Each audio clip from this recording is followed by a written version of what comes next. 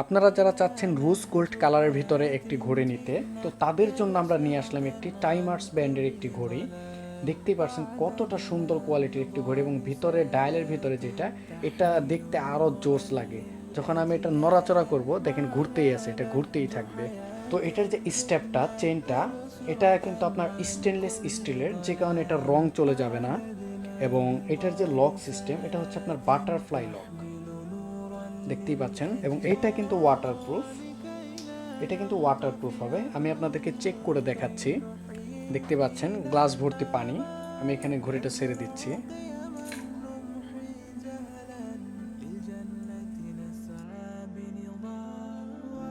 একদম লাইভ দেখাচ্ছি আপনাদেরকে।